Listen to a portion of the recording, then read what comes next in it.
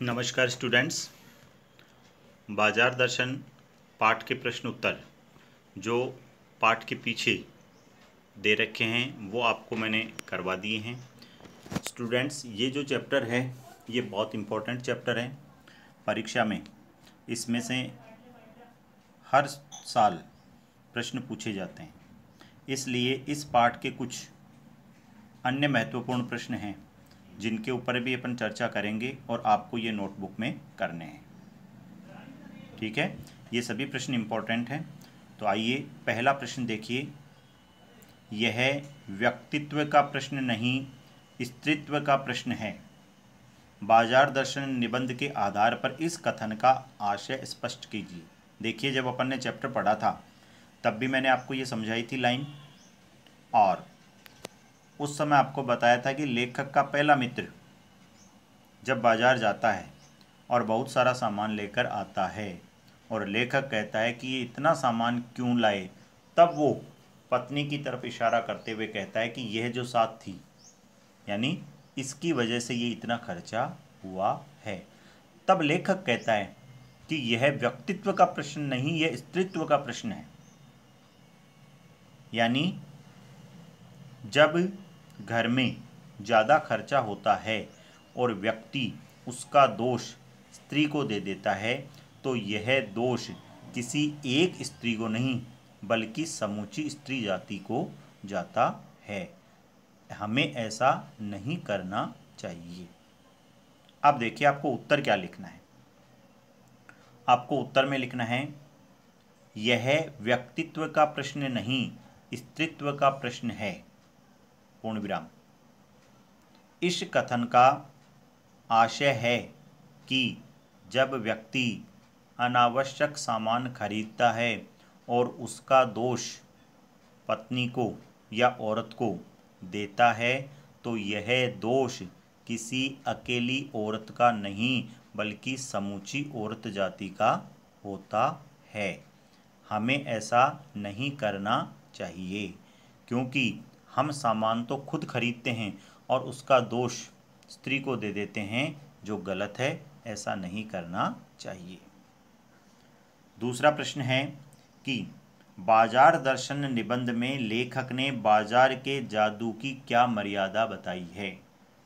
बाजार दर्शन निबंध में लेखक ने बाजार के जादू की मर्यादा बताते हुए कहा है कि जिस प्रकार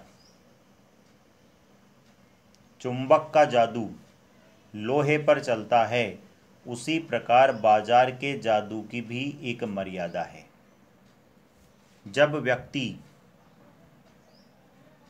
की जेब भरी हो और मन खाली हो, तब बाजार के जादू का असर होता है। यदि जेब खाली है और मन भी खाली है, तब भी बाजार के जादू का असर हो जाएगा।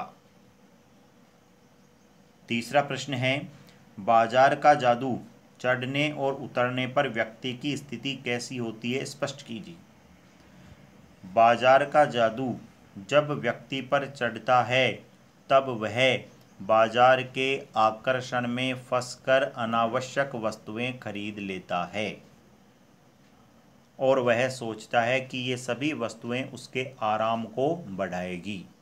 लेकिन जैसे जैसे फैंसी चीज़ों का आकर्षण कम होता है, वैसे वैसे व्यक्ति को यह महसूस होता है कि जो सामान वो खरीद कर लाया है वह उसके आराम को बढ़ाता नहीं बल्कि उसके आराम में बाधा डालता है, और उसे आत्मग्लानि होती है कि उसने ये सामान क्यों खरीदा।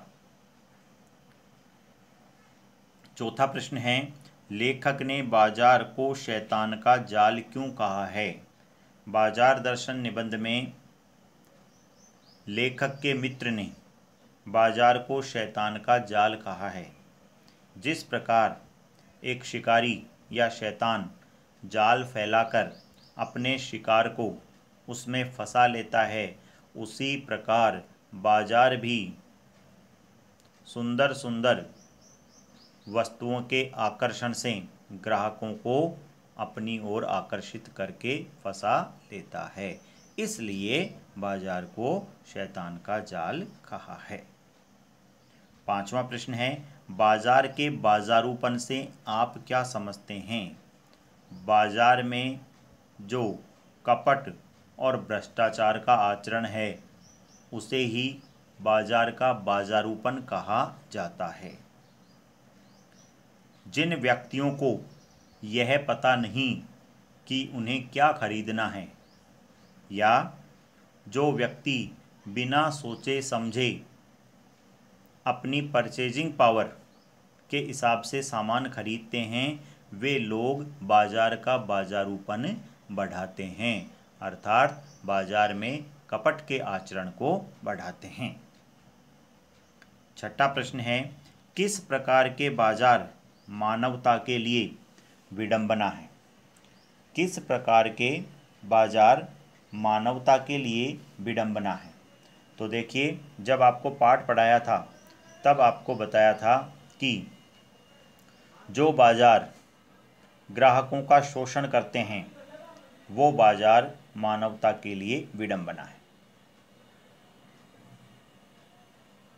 जो बाजार ग्राहकों का शोषण करते हैं, उन्हें लूटते हैं, ऐसे बाजार मानवता के लिए विडंबना है।